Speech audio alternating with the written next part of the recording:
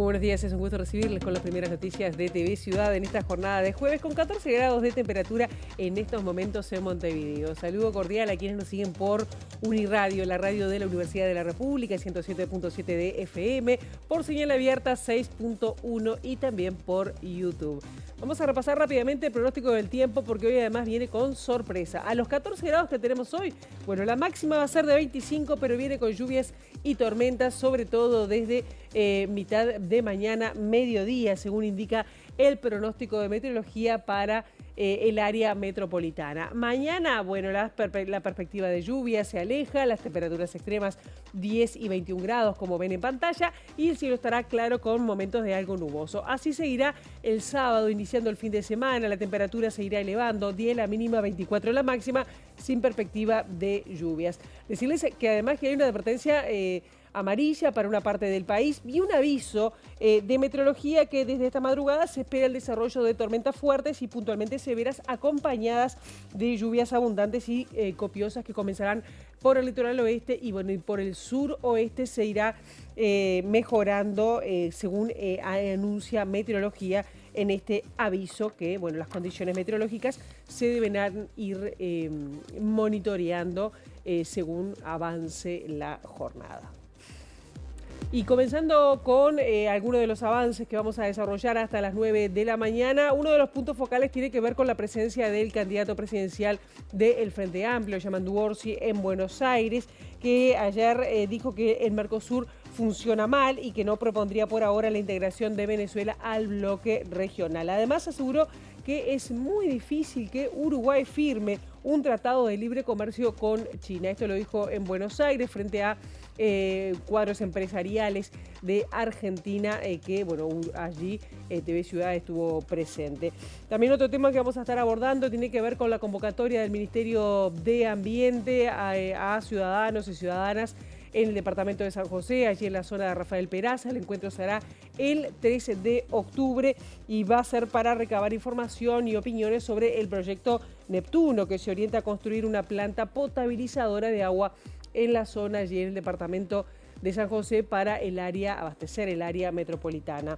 También vamos a recordarles, a decirles que la Asamblea de Trabajadores de COPSA se va a reunir a partir de este mediodía y va a haber paralización del transporte de COPSA a partir de las 13, como dijimos, por nuevos adeudos salariales que reclaman los trabajadores. El paro, reiteramos, será a partir de las 13 por la realización de una asamblea del sector en COPSA. Y desde las 19 horas, Peñarol enfrenta a Flamengo por el partido de ida en los cuartos de final de la Copa Libertadores de América. Sobre las 8:30 de la mañana vamos a estar hablando de educación porque, bueno, desde ayer se está realizando un encuentro organizado por la Coordinadora de Sindicatos de la Enseñanza con la participación de personas, figuras relevantes del continente. Bueno, vamos a estar recibiendo a una argentina, una sindicalista argentina.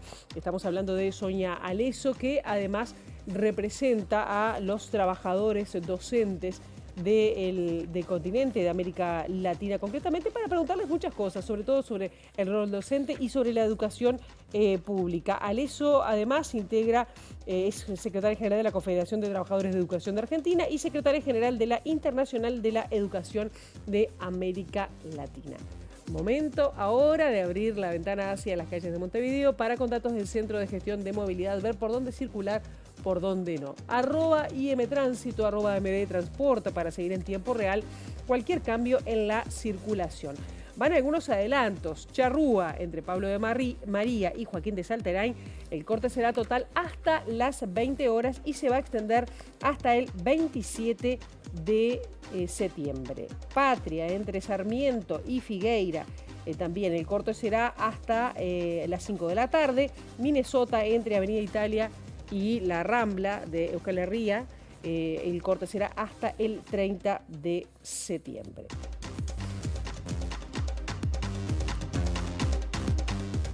Y como dijimos, el candidato a presidente por el Frente Amplio, Yamandu Orsi, estuvo frente a un editorio integrado por cuadros empresariales allí en Buenos Aires y habló sobre varios temas, entre ellos el bloque regional. Orsi enfatizó que Uruguay hace 10 años tiene un escaso crecimiento y que el gobierno de Luis Lacalle Pou, aunque se planteó la reducción del déficit fiscal, no hubo mucho cambio y sí hubo crecimiento de la deuda pública. Esa realidad nos plantea un desafío, uno de ellos es la inversión, dijo Orsi, particularmente la inversión extranjera directa, que es fundamental, entre otros conceptos. Nosotros lo que venimos a transmitir acá es que Uruguay sigue siendo un país que funciona, creíble y que sigue siendo una buena oportunidad para invertir y que las relaciones y que las reglas de juego seguirán siendo las mismas. ¿Qué políticas tiene que implementar un próximo gobierno del Frente Amplio para incentivar la inversión extranjera? Yo creo que hay que mantener lo que tenemos, es un país con muchas libertades como para invertir, una ley de inversiones, una COMAP. ¿La burocracia del Estado? Ahí es donde hay que desatar, esos son los nudos que hay que desatar. Yo creo que hay que explorar a nivel mundial y hay algunas exigencias ahora que nos van a obligar a ponernos a tiro. Estoy hablando de un impuesto global mundial que nos empuja a ser finos. ¿Por qué? Porque de repente algunos incentivos que funcionaban antes capaz que ya no funcionan más. Por lo tanto hay que estar muy atentos. ¿Qué quiero decir con esto? Que el marco normativo se mantiene, que la regla de juego se mantiene y eso es bueno porque Uruguay es un país bastante abierto y hay que estar muy atentos con lo que pasa a nivel mundial. Por supuesto que hay algunas lentitudes, que es lo que nos reclaman mucha gente, y no solo inversores extranjeros, sino los nuestros también. ¿El marco normativo se mantiene aún si se aprueba la reforma de la Seguridad Social? Y claro que sí, yo creo que sí. Y ahí habrá que pensar en otros incentivos más. Con ese tipo de situaciones hay que agudizar el ingenio y generar condiciones para que siga la inversión. El empresario Juan Carlos López Mena fue consultado sobre la perspectiva hacia un nuevo gobierno en el país para el dueño de la empresa Buquebus, entre otras inversiones en Uruguay. Independientemente de quien gane, seguirá un rumbo seguro, así lo afirmó López Mena, quien dijo además que los impuestos en el país están dentro de los márgenes esperados y además son necesarios para cubrir inequidades de la sociedad. Yo creo que los impuestos, si se pueden pagar y lo saben utilizar los políticos, bueno, indirectamente estás ayudando con colegios públicos buenos, bueno, infinidad de cosas que necesita la gente que tiene menos poder económico. No estoy contra los impuestos, si se usan bien. Si el próximo gobierno le pidiera reavivar Pluna, ¿se animaría esta vez con las reglas claras?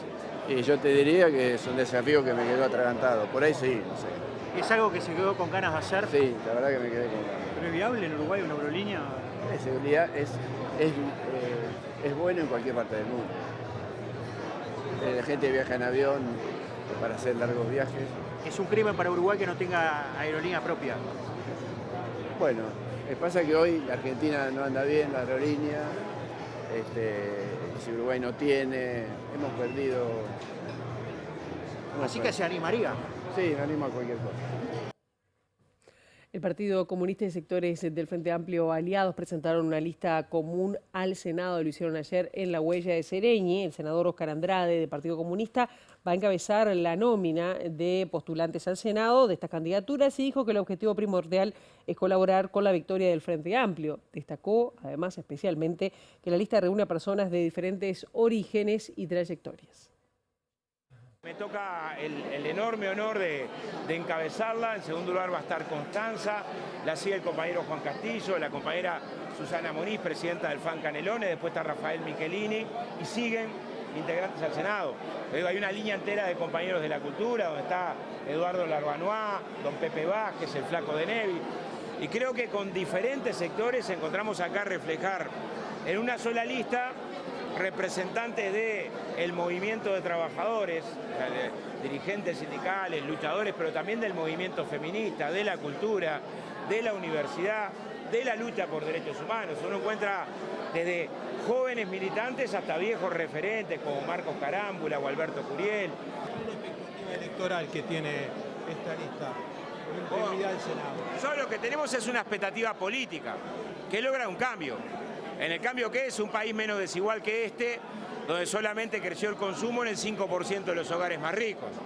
Tenemos una expectativa de un país que se haga cargo, en términos de que se haga cargo, que no pueda presentar números donde crece la economía y aumenta la pobreza infantil.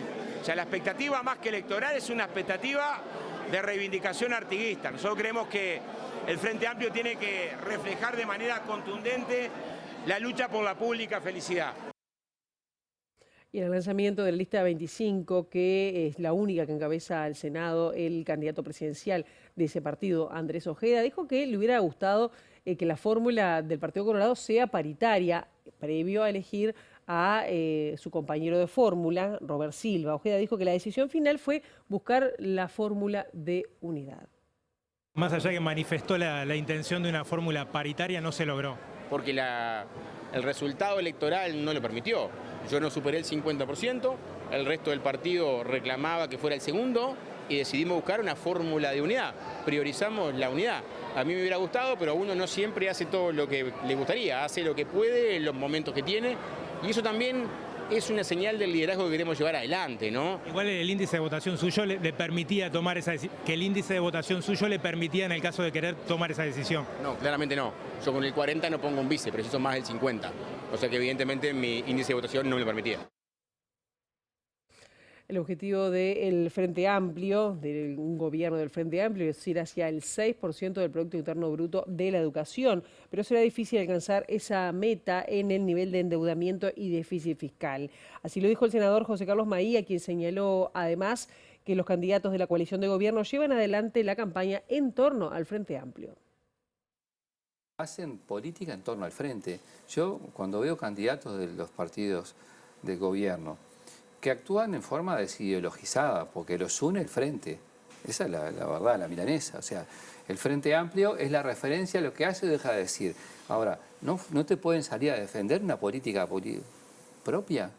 ¿Por qué Delgado no sale a defender lo que hace la calle Pou? O lo que hizo su gobierno. Por ejemplo, cuando tiró el tema de poner plata al final de la carrera. El bono educativo. El bono educativo. De $6.000 para los que terminen el liceo. Bueno, a ver. ¿Por qué entonces recortó las becas?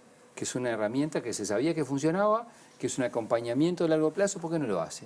Entonces, el Frente Amplio tiene una propuesta integral, estoy convencido que el Frente además tiene una experiencia en cuadros de gobierno, porque el problema fundamental que hubo acá es que en la campaña pasada nos dijeron estamos preparados y no estaban preparados.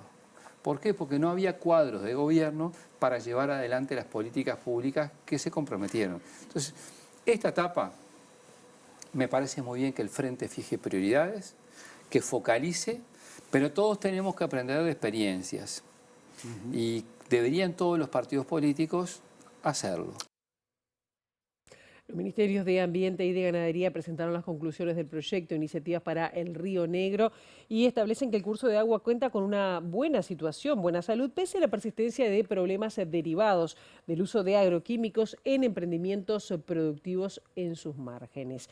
El subsecretario de Ambiente, Gerardo Amarilla, dijo que los incumplimientos de la segunda planta de UPM no afectaron la calidad del agua de este curso y recordó que la empresa aportó $3,5 millones para esta iniciativa. Se ha mejorado la gestión del uso de productos agrícolas en general para que de alguna manera se generen algunos espacios de amortiguación y que esos productos se puedan degradar antes de llegar al agua y cambiar las condiciones del agua. Evidentemente que hay algunos impactos a veces puntuales. También hay algunas actividades productivas intensivas, como los confinamientos a corral.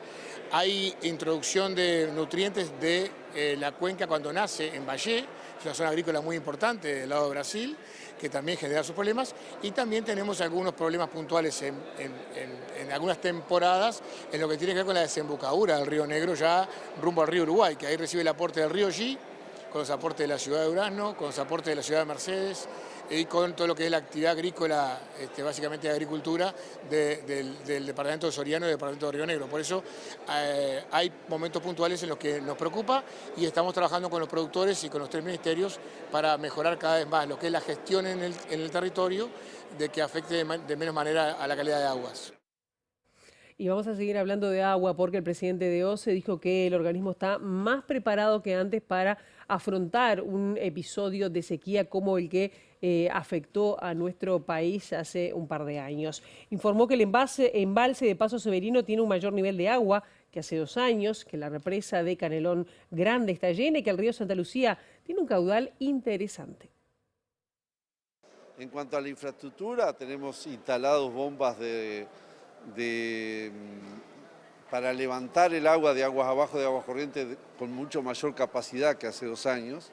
O sea, en la medida que entremos en déficit podemos poner en marcha esas bombas, y también tenemos la tubería del río San José a aguas corrientes, que bueno, ¿qué nos permitiría eso? Si entrara en déficit el río Santa Lucía, es seguir manteniendo un normal abastecimiento del agua sin abrir Paso Severino. O sea, cuanto más tarde abramos Paso Severino, nos da mayor seguridad.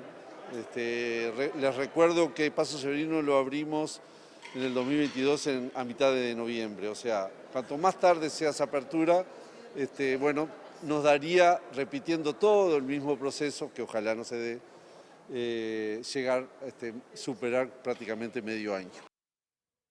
El Ministerio de Ambiente convocó una audiencia pública en la zona de Rafael Peraza, en el departamento de San José, para el próximo 3 de octubre, para recabar información y sobre todo opinión de la ciudadanía, de los vecinos y vecinas del lugar, sobre el proyecto Neptuno, que busca construir una planta potabilizadora de agua para abastecer el área metropolitana. El presidente de OCE defendió el lugar donde está proyectado este proyecto, esta planta potabilizadora, que todavía está pendiente de la resolución del Tribunal de Apelaciones, que se expida sobre una medida cautelar que solicitó el juez Alejandro Recaray, que impide firmar el contrato para iniciar las obras.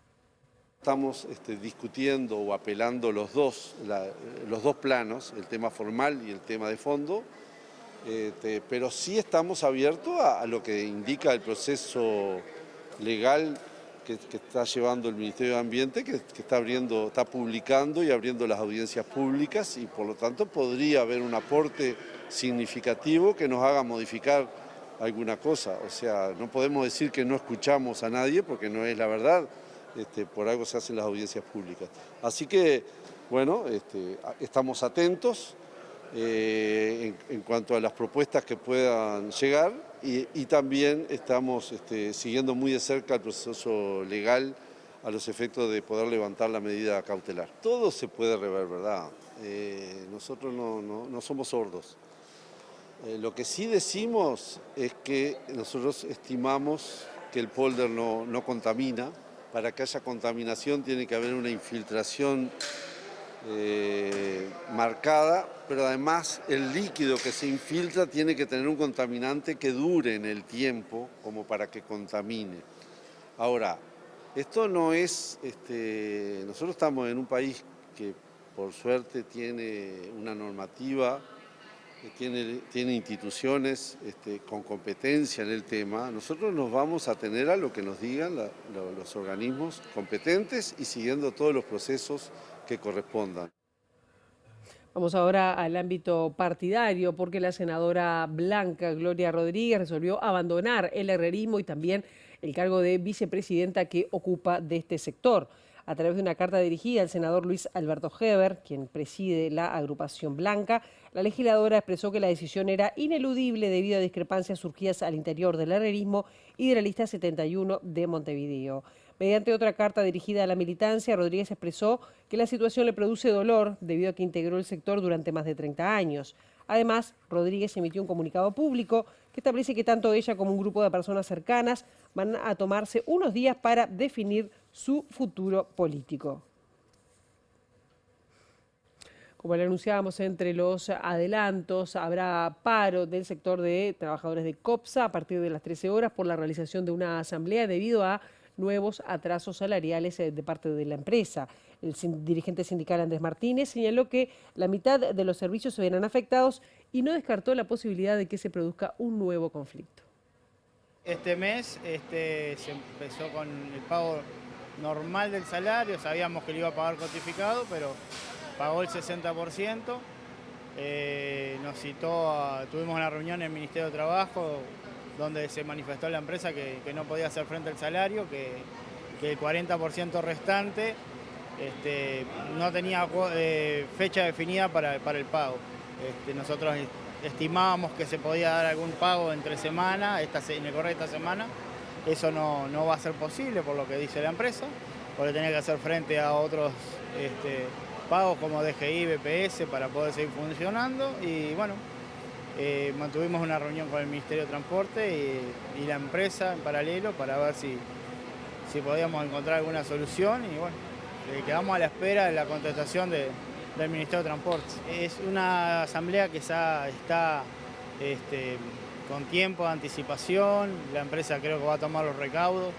Si bien los primeros turnos van a salir normales, no van a haber ningún inconveniente, porque recién a las 10 de la mañana empezarían los primeros cortes, según los lugares de trabajo, los cuerpos de trabajadores de COPSA.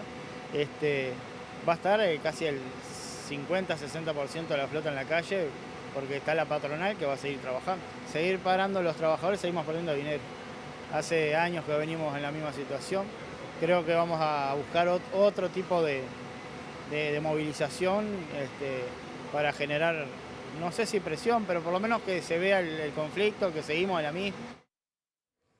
Vamos a hablar de temas de turismo y de bolsillo, porque se extendió hasta 2025 la rebaja de 9 puntos de IVA para servicios turísticos. El beneficio abarca el consumo gastronómico, también el arrendamiento de vehículos y eventos, siempre que se usen medios de pago electrónicos. Llega esta época y hay que refrendarlo, hay que volverlo a firmar, y la novedad es esa. Así que vamos camino a una temporada en donde yo acabo de llegar de Málaga, de la Feria Citrey de cruceros, donde ya se confirmó que vamos a tener entre 180 y 190 escalas de cruceros. Por acá andaba el presidente de los transportistas de turismo, que reciben cruceristas, y que realmente este año, como siempre, tratamos no solo de mantener el número, en lo posible crecer, sino también organizar la llegada de los cruceros al Uruguay. Una usuaria del hogar El Zorzal del Ministerio de Desarrollo Social, que atiende a madres con niños y adolescentes en situación de calle, denunció que la trasladaron porque difundió en los medios de comunicación una serie de carencias existentes justamente en este establecimiento. Según el testimonio recabado, hay unas 190 mujeres usuarias del hogar, de las cuales varias están internadas en el Hospital Pereira Arrocel por diversas afecciones. A mí me trasladaron porque yo hice la encuesta esa en salir a la tele en defensa de nosotras mismas y de ellos mismos que decían que estaban pidiendo al Ministerio de Desarrollo Social una ayuda para que nosotros estemos bien. Y al respecto de eso no era nada que ver a lo que estaban hablando ellos, que nos decían que estaban esperando información. Nunca llegaban las encuestas que estábamos pasando nosotras, el malestar de la comida, la higiene, la educación, todas esas situaciones que yo pasé a la tele. Y en realidad no tienen ninguna respuesta todavía. O sea, vos te sacaron, pero quedan compañeras que están en esa situación. Sí, obvio, hay niños. Ayer trajeron a una a este hogar que estoy nuevo. ¿Cuántas mujeres hay en el Zorzal? 190. Pero en realidad ahora hay 90 contando con los niños, porque las demás están todas internadas en el Pereira Arrocel. ¿Por qué están internadas? Por gastroenterocolitis, pulmonía, coso de asma, por todo. En este hogar nuevo, ¿cómo es la situación? Y en este hogar nuevo no es nada lindo ni nada bueno. Pero estoy acá porque es lo único que me queda hasta en brevedad. Y vamos a ver si el Ministerio de Desarrollo Social me brinda otra cosa mejor, porque esto es como el Zorzal. Los educadores acá no están cobrando hace 3 meses. La comida te viene en una viandita chiquitita así, a veces viene podrida, a veces no. Los postrecitos son los más saludables, porque después seguimos en la misma. Bien, vamos a otros temas. El presidente de la Asociación de Cultivadores de Arroz, Alfredo Lago, dijo que el tema o las propuestas que están vinculadas al sector no están en discusión en esta campaña electoral. Fue crítico con los candidatos a la presidencia de la República y sostuvo que el principal asunto para atender es la desmonopolización de los combustibles. Lo que necesitamos los ciudadanos y los sectores productivos en particular es que se discuta más cuáles son las propuestas. Muchas de ellas las sabemos y porque hemos tenido interacciones individuales con cada uno de ellos, pero nos parece que exponerla en el debate público a través de este momento de la campaña sería lo más provechoso para quienes defendemos justamente en el punto que tú marcabas, la liberación de los combustibles, porque obviamente que eso genera una competitividad genuina, la cual reclamamos recién, y que no solo beneficiaría a los sectores productivos, sino todo aquel que quiere o necesita para hasta la propia motivo de salir a pasear un fin de semana, un combustible más barato. Creo que el Uruguay tiene problemas estructurales en esto y ojalá más temprano que tarde se cambie, y a través de la liberación, obviamente de la importación de los combustibles refinados, pero también de toda la cadena, que es una cadena sumamente regulada, que obviamente que trae perjuicios en cuanto a la comparación de los valores que pagamos en Uruguay si nos posicionamos a otros países que compiten con nosotros, algunos en la región y otros fuera de la región. Y en el mismo evento estaba el presidente de la República, quien en su discurso, Luis Lacalle Pou, celebró, dijo que es importante que los productores estén asociados junto con otras gremiales y que le exijan e incentivan al gobierno a cumplir. Si el acuerdo que hemos arribado con el gobierno de Brasil, de hacer el puente nuevo sobre Yaguarón, de que se haga la obra en territorio brasileño de la hidrovía, hubiera existido como reclamo principal o importante o trascendente si no hubiera estado la producción arrocera. No lo sé. No me importa probar lo contrario, sí me importa decirles que todas estas cosas que hacen a la producción, pero hacen a la ruralidad, empujaran al gobierno a dar un poco más. También es importante los grupos de presión, justamente porque a veces no, creo que casi siempre, los que gritan más aparentemente tienen razón. Y en algunas actividades, y sobre todo en las actividades rurales, que sabemos lo que significa estar de la tranquera para dentro de un establecimiento, muchas veces no se tiene tiempo. Porque físicamente no se tiene tiempo y en distancia no se puede llevar adelante una voz. Entonces, es doblemente celebrable que el que produce arroz o el que tiene una producción agropecuaria, además le dedique tiempo al todo, al común denominador, en este caso a los cultivadores de arroz. Y es muy importante, porque, como bien decía el presidente Sanguinetti, entre el individuo y el Estado, esas organizaciones que se fueron generando, por algo fue. Porque se necesitaba concentrar la sinergia, la presión, bien entendida, la fuerza de contraponer opiniones. Ahora la información surge desde exteriores de la mano de nuestra compañera Juliana Perdomo. Juliana, muy buenos días, bienvenida, ¿cómo estás? Gracias, Pilar, el gusto en saludarte, muy buenos días para todos. Vinimos a la zona de Melilla para conversar acerca del proyecto Arasatí. En las últimas horas se emitió un comunicado por parte del colectivo No al Neptuno, No a Arasatí, tras las declaraciones del director técnico de este proyecto, al mismo tiempo además que se conoce por parte del Ministerio de Ambiente la fecha para la audiencia pública, que será el 3 de octubre en San José, como ustedes adelantaban en titulares. Y para hablar de todo esto estamos con el ingeniero mecánico y vocero del colectivo, Jean-Baptiste Gavassi. Muchísimas gracias por recibirnos. Bueno, ¿cómo se toman estas declaraciones del director y a su vez del presidente de OCE, que destacaba que siempre estuvieron abiertos al diálogo en este proceso? Bueno, primeramente muchas gracias de dejarnos la posibilidad de responder y de mostrar otro lado de la medalla sobre este proyecto. No es la primera vez que el ingeniero Gross, que representa a la empresa en verdad, sale a hacer declaraciones. Y bueno, nosotros salimos enseguida a responder porque hay muchas cosas ahí que no corresponden a este proyecto y no corresponden a Uruguay. Ya empezando diciendo que este proyecto sería lo más en Suiza, un país donde no hay agua salada porque no toca ningún mar, donde se alimenta de lagos y de la nieve de los Alpes, el agua más pura. La primera cosa que le puedo decir que en Suiza dirían no a la calidad del agua que tenemos en este país, porque ellos tienen la mejor agua del mundo, así que no sería posible. Entonces, y después fueron fue diciendo cosas que no son. Por ejemplo, que 98% del tiempo el agua se va a poder agarrar. Tenemos estudios que estuvieron hechos durante 3 años que dicen todo el contrario, pero esos estudios no los quieren mirar. Los datos que estuvieron no los quieren mirar y por eso nunca aceptaron que los profesionales del UDELAR vengan a presentar sus cosas. Después, en muchas cosas habla de cantidades de agua, ¿no? Habla de que este proyecto va a traer 200 metros cúbicos de agua por... 200.000 metros cúbicos de agua por día a Montevideo, cuando sabemos que el más grande problema de Montevideo no es el hecho que no se pueda alimentar con lo que tiene de agua, es que 50% del agua se pierde. Entonces, mismo estos 200.000 metros cúbicos, se van a perder 100. La mitad se va a perder. Entonces nosotros cuestionamos ¿por qué hacer un proyecto que va a impactar a nivel del ambiente, a nivel de la gente, a nivel de todo, de los campos que se van a perder y todo? ¿Por qué hacer un proyecto que sabemos que ya del principio se pierde la mitad del agua?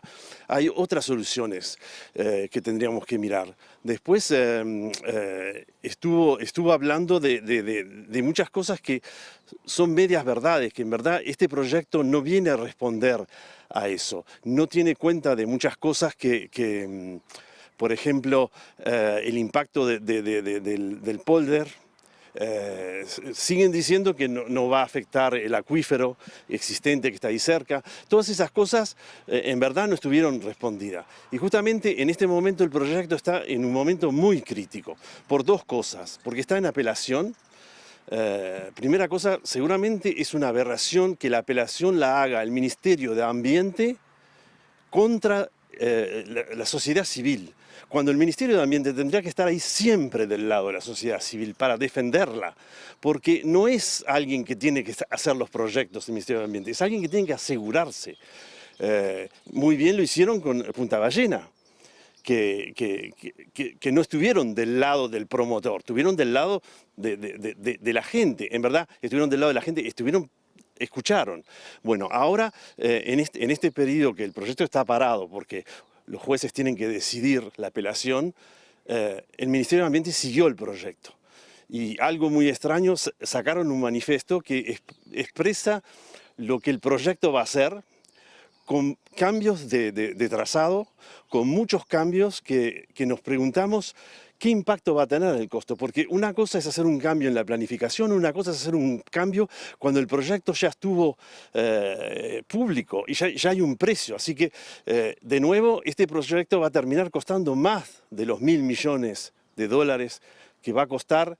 Eso nada más que para pagar el proyecto y pagar este grupo de gente que presentó ese proyecto. Además de eso hay que agregar el costo por OCE, el costo por la sociedad, todo eso no está...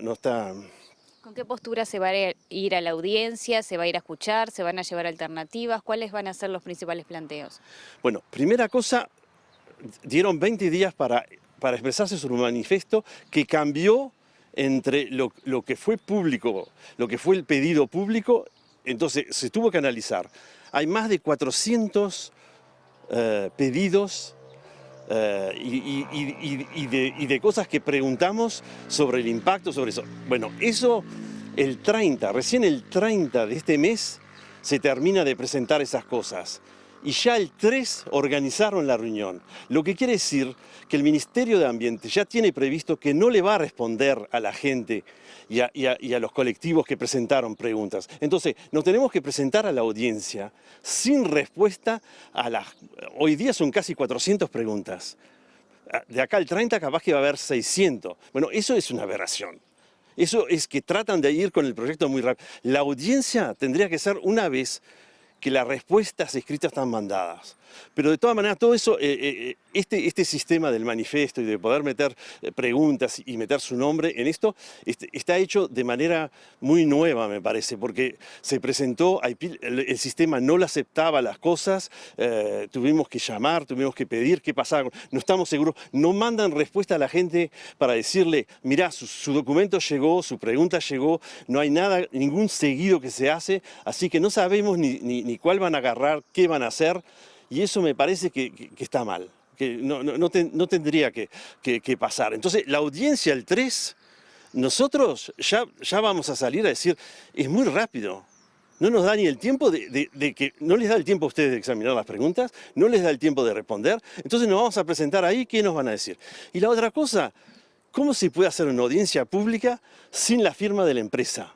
Porque las audiencias públicas sobre un proyecto, tiene que estar la empresa que firmó el contrato. Y el contrato no está firmado porque está en apelación. Entonces, estamos tratando de ir más rápido de lo que se puede ir.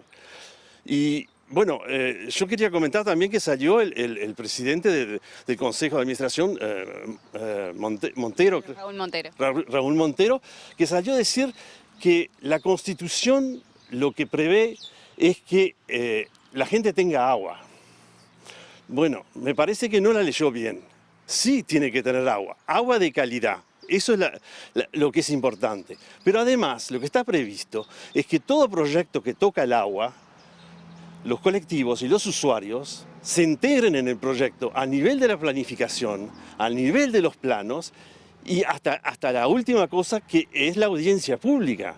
Nosotros y todos los colectivos no estuvieron ahí en la planificación. Este proyecto se planificó por una empresa privada, se presentó por una empresa privada, todo en secreto, y nada más que cuando fue pública el pedido, dijimos, bueno, que ya es muy tarde para hacer eso. Así que por eso es inconstitucional por primera cosa, porque nunca la sociedad civil y los usuarios participaron a este proyecto. Y tiene mucho que decir, hay muchas cosas a nivel de los profesionales del UDELAR, a nivel de los diferentes grupos, y no estuvimos escuchados. Así que nos presentamos una audiencia sin en verdad no está hecho para decir, estamos siguiendo las reglas, pero no las estamos siguiendo. Muchísimas gracias. Bueno, gracias.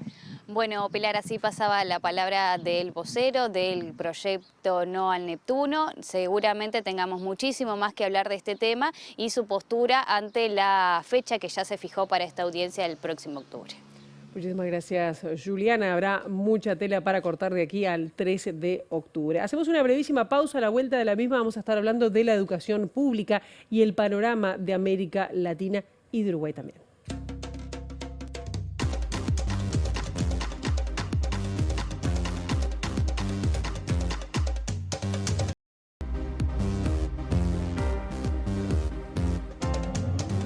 En este segundo bloque de MB Noticias vamos a hablar de educación, porque hasta el 20 de septiembre, es decir, hasta mañana, se está desarrollando en Montevideo un encuentro regional por la educación pública con la presencia de dirigentes sindicales de la educación de nuestro país, pero también de todo el continente. Y para hablar con una mirada un poco más amplia de lo que tiene que ver con la situación de la educación pública en América Latina, estamos recibiendo con mucho gusto a Sonia Aleso, que es secretaria general de la Confederación de Trabajadores de la Educación de Argentina y secretaria general además de la Internacional de la Educación de Latinoamérica. Sonia, un gusto que estés esta mañana con nosotros.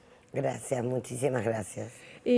Para plantear por lo menos algunos puntos destacados de cómo es la situación de la educación, sobre todo pública, ¿no? Pero de la educación en América Latina, ¿cuáles señalarías aún en las diferencias?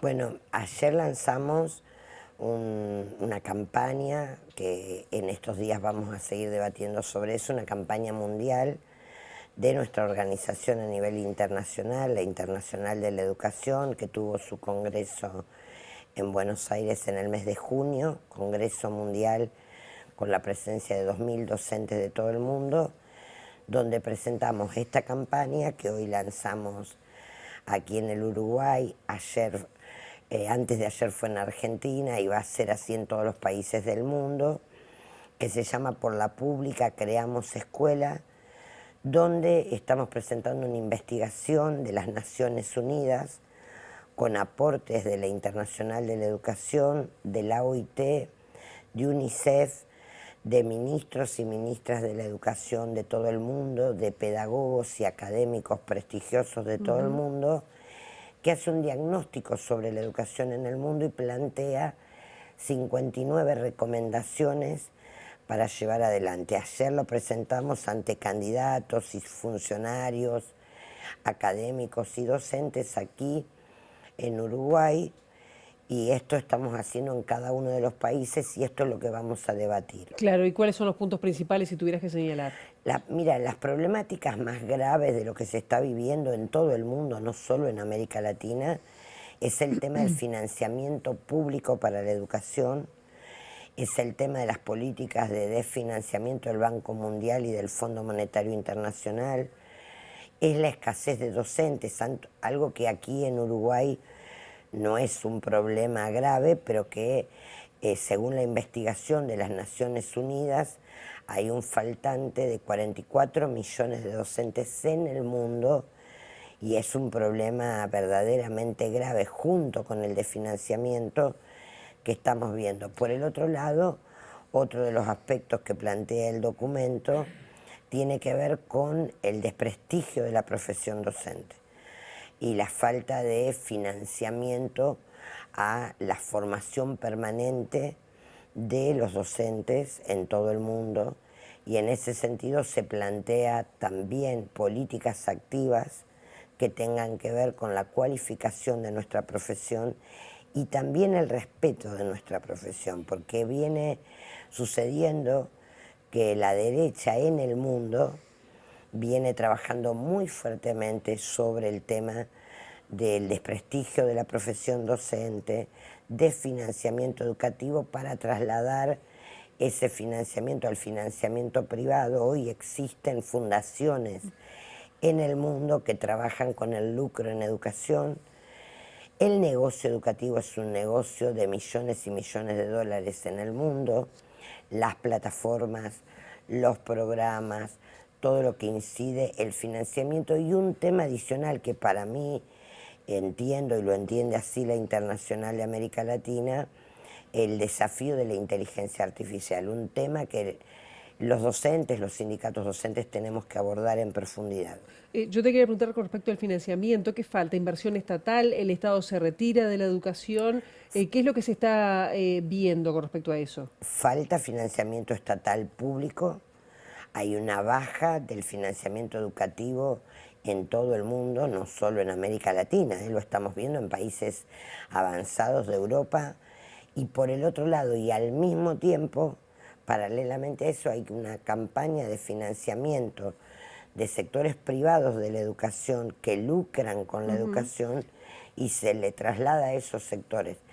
Y esto pone en peligro la democracia, la autonomía, la formación docente y los contenidos que también nuestros estudiantes reciben. Te quería preguntar porque, por ejemplo, acá siempre, bueno, desde hace años se ha planteado que el 6% de la educación, del Producto Interno Bruto para la educación, más 1% para investigación. ¿Eso es suficiente o se tendría que meter un poquito más el foco en cómo se gasta, ¿no? Porque a veces también ha habido una crítica, aún en nuestro país, que bueno, mucho fue para salarios docentes.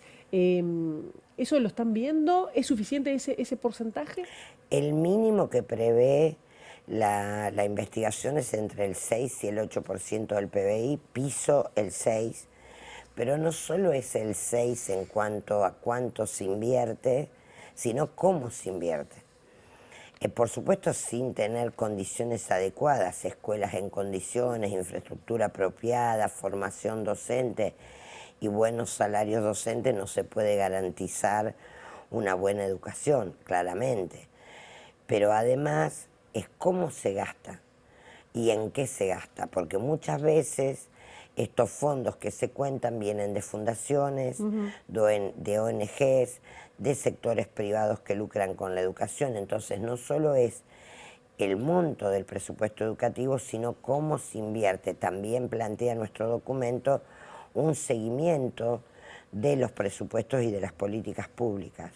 ¿Y cómo siguen ustedes, cómo ven ustedes, por ejemplo, la situación de Uruguay en el marco de un proceso de transformación educativa, como la llamó este gobierno, y con un fuerte rechazo por parte, por lo menos, de sectores del sindicalismo educativo? ¿Cómo lo ven?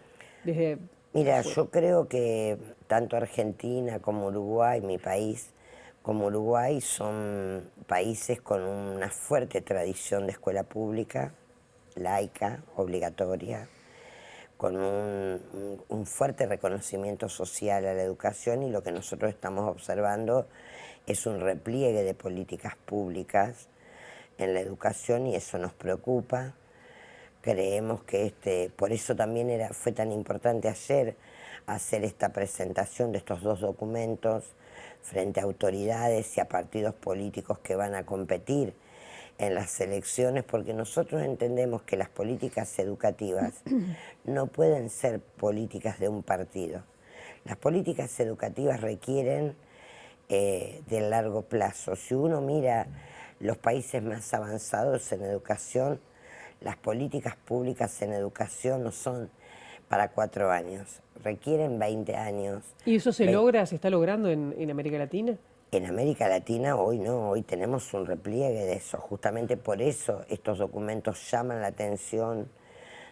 Incluso estamos teniendo estos problemas en Europa, que es que se avanzó en muchos casos, en muchos países, y ahora se retrocede con respecto al financiamiento. Por eso plantear la necesidad de que haya acuerdos básicos de distintos partidos políticos que tengan que ver justamente con el tema de fomentar la educación y la inversión.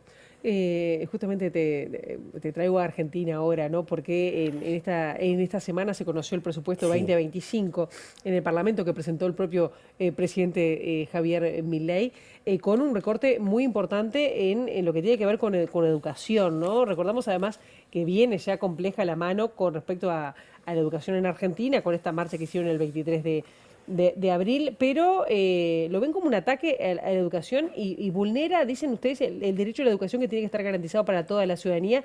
Recortes que van en formación, acciones de formación docente, construcción de jardines, que también cae 60%. ¿Qué respuesta tienen ustedes ante esto? ¿Cómo ven? ¿Esto es algo impulsado por el presidente o algo que también alguna parte de la ciudadanía apoya? Hay, por supuesto, este presupuesto que el presidente presentó frente al Congreso tiene un recorte del 50% de la inversión educativa. Nosotros tenemos una ley, la Ley de Financiamiento Educativo, que es del 2006, que se votó por unanimidad en el Congreso de la Nación. Preveía una inversión educativa desde el nivel inicial hasta las universidades.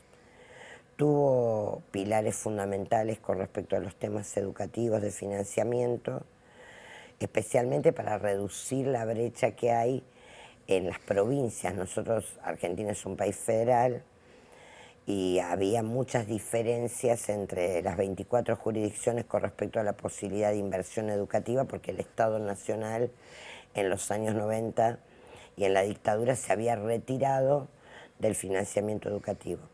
Estas leyes del 2006 restituyen la inversión educativa nacional.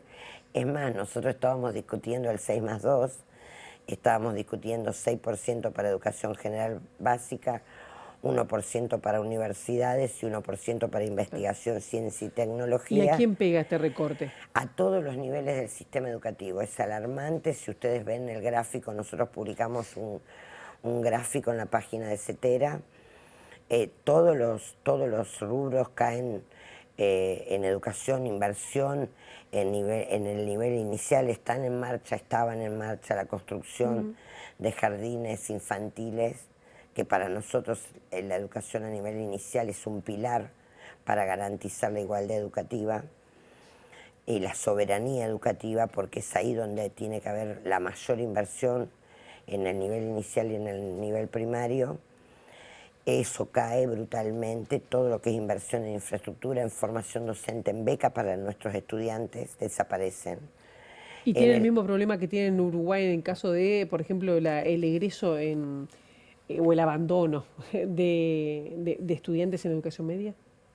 Nosotros tenemos... Y con eso tenemos que cerrar. Nosotros tenemos en este momento un problema en la universidad, en el egreso, en los institutos terciarios, por eso nos preocupa el tema del faltante de docentes, y también en nuestros estudiantes. Hay una gran inclusión educativa a partir de esta ley que te menciono del 2006, pero estamos viendo que la situación social está agravando la situación de las familias, y esto está haciendo que muchos estudiantes tengan que dejar sus estudios. Sonia Aleso, muchísimas gracias por estos minutos y bueno, por tu estadía acá en Montevideo para seguir hablando de educación. Gracias. Nosotros ahora seguimos con otros temas y nos vamos con una mirada hacia el mundo también, porque Naciones Unidas aprobó este miércoles una resolución que exige a Israel poner fin a su presencia ilegal en territorio palestino ocupado, un hecho ilícito de carácter continuado, así dice la resolución, que genera su responsabilidad internacional. Una moción que fue votada por 124 países, 14 en contra y 43 se abstuvieron, entre ellos Uruguay. Order, please. La resolución fue aprobada con 124 votos a favor, 14 en contra y 43 abstenciones, y la resolución tuvo el apoyo de países como Brasil, Chile, China, Cuba, El Salvador, Francia, Irán, Irak, Irlanda, Japón, Rusia, España y Emiratos Árabes, mientras que en contra votaron Argentina, Hungría, Israel, Paraguay y Estados Unidos, entre otros. Entre las abstenciones se encuentra la de Uruguay, que mantiene esa posición en los últimos tiempos, ya que no es la primera vez que nuestro país se abstiene en resoluciones que condenan las acciones de Israel contra Palestina, lo cual ha llevado al canciller Omar Paganini a tener que dar explicaciones en el Parlamento. En el documento, la ONU también exige a Israel que cumpla sin demora todas las obligaciones jurídicas que le incumben en virtud del derecho internacional, en particular las establecidas por la Corte Internacional de Justicia, y ordena poner fin a sus políticas y prácticas ilegales, en particular procediendo al cese inmediato de cualquier nueva actividad de asentamiento, la evacuación de todos los colonos del territorio palestino ocupado y el desmantelamiento de las partes del muro construido por Israel que están situadas en ese territorio. Finalmente, le exige a Israel que no impida que el pueblo palestino ejerza su derecho a la libre determinación, incluido su derecho a un Estado independiente y soberano sobre la totalidad del territorio palestino ocupado, y exhorta a todos los Estados a no reconocer como legal la situación derivada de la presencia ilegal de Israel en el territorio palestino y no prestar ayuda ni asistencia para mantener la situación creada por la presencia ilegal en ese territorio. Hasta aquí llegamos con esta primera edición. Ahora quedan en compañía de Ciudad Viva. La actualización informativa será a las 13, a las 18:55 y nosotros volvemos mañana bien tempranito a las 8 en punto con las primeras noticias de TV Ciudad. Pasen ustedes muy bien. Buena jornada.